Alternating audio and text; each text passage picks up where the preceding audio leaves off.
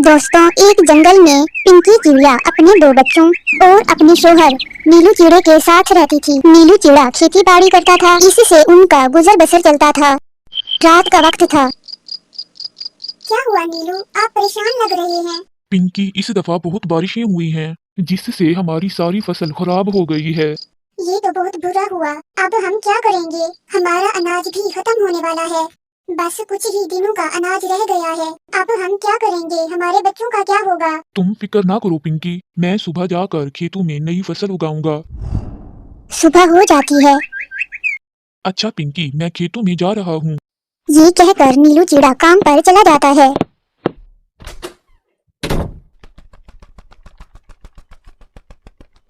नीलू चिड़ा खेतों में काम कर रहा था, तभी वहाँ पर सांप आ जाता है और नीलू चिड़े को डस लेता है। उसी वक्त सांप के डसने की वजह से नीलू चिड़े की मौत हो जाती है। रात को जब नीलू चिड़ा घर नहीं आता तो पिंकी अपने बच्चों को लेकर खेतों में आ जाती है।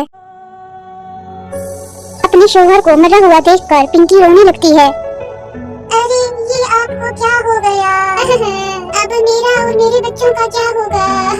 मैं अकेले बच्चों को कैसे पालूंगी? अब पिंकी और उसके बच्चे अकेले हो गए थे।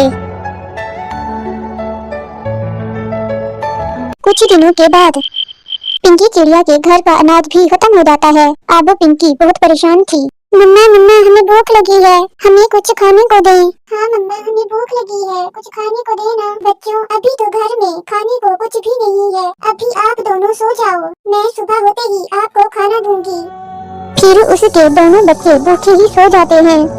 पिंकी चिड़िया रोने लगती है। इसी तरह सारी रात गुजर जाती है। मेरे बच्चे बेचारे रात को भूखे ही सो गए। अब मैं जाती हूँ और इनके लिए खाने का इंतजाम करती हूँ, लेकिन मैं करूँगी क्या? मैं ऐसा करती हूँ कि देवकी के पास जाकर कुछ दाना मांग लेती हूँ।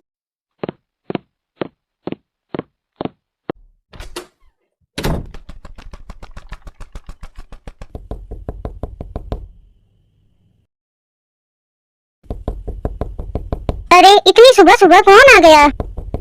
अरे ये तो दरवाजे पर ही बैठ गया है, जाएं आप जाकर देखिए ना कौन है। टीना, मैं जाकर देखता हूँ। अरे आ रहा हूँ आ रहा हूँ, क्या हो गया है?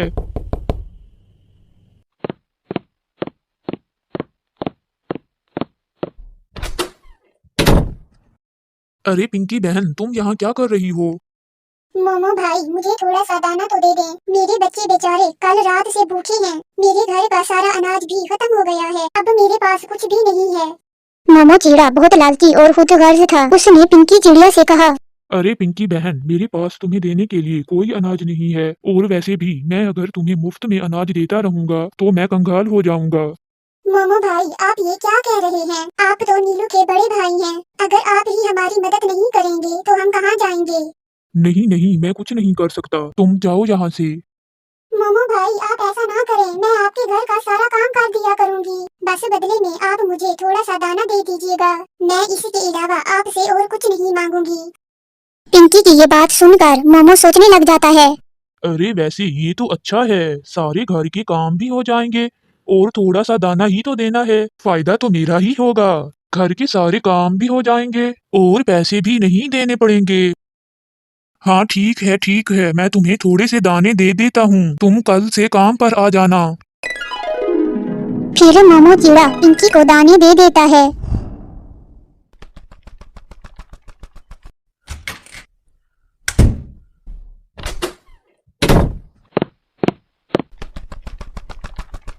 अरे ये क्या किया आपने?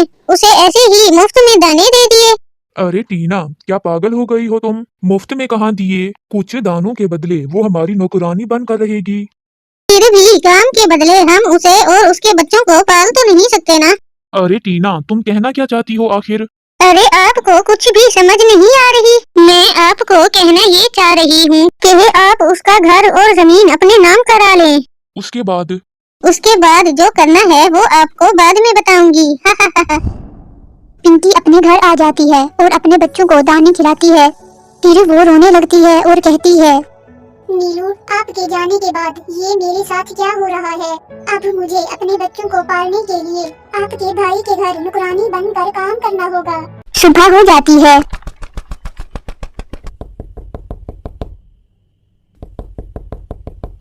लगता है पिंकी आ गई। आपको पता तो है ना कि क्या करना है उसे। हाँ हाँ, मुझे पता है क्या करना है।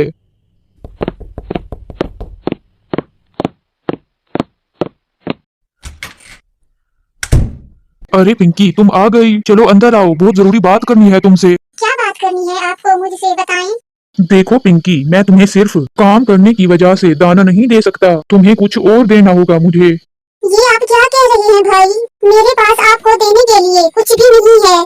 तुम्हारा घर और जमीन तुम वो मेरे नाम कर दो, तब ही मैं तुम्हें और तुम्हारे बच्चों को पालूंगा। मोमो भाई, वो घर और जमीन मेरे शोहर की आखिरी निशानी है, वो मैं आपको नहीं दे सकती। तो फिर चली जाओ यहाँ से, मेरे पास तुम्हें देने के लिए कोई अनाज नहीं है। पिंकी चिड़िया मजबूर थी, इसीलिए वो अपना मकान और जमीन अपने देवर को देने के लिए राजी हो जाती है। ठीक है, मैं तैयार हूँ। मैं अभी कागजात लेकर आता हूँ।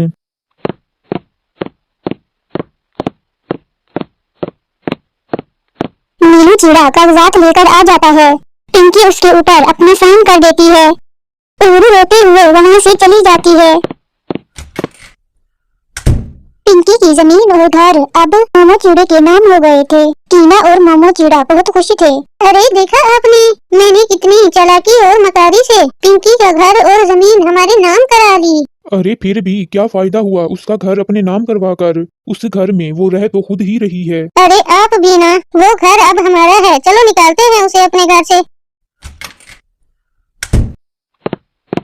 अरे ओ पिंकी, अपने बच्चों को लेकर निकलो यहाँ से, ये घर अब हमारा है, तुम अब यहाँ नहीं रह सकती, जाओ यहाँ से। ये आप क्या कह रहे हैं? आपने तो कहा था कि आप मुझे और मेरे बच्चों को पालेंगे और हमारा ख्याल रखेंगे।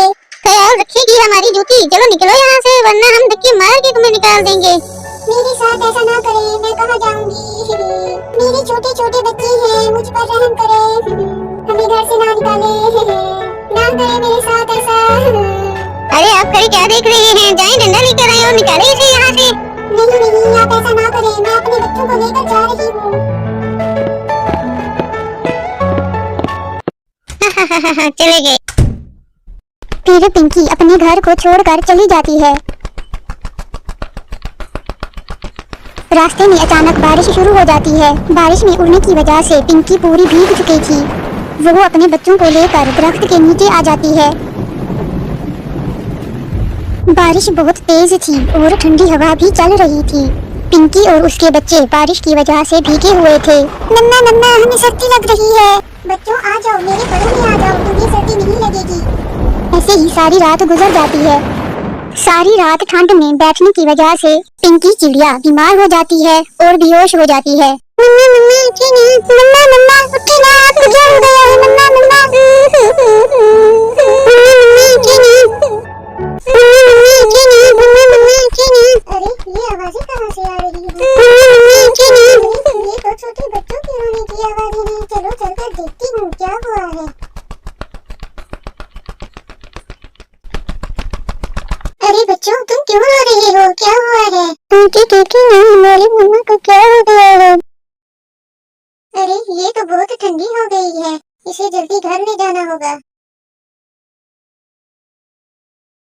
फिर मिसबा चिड़िया पिंकी चिड़िया और उसके बच्चों को अपने घर ले आती है। लगता है ये बेचारी सारी रात अपने बच्चों के साथ बारिश में भीगती रही है।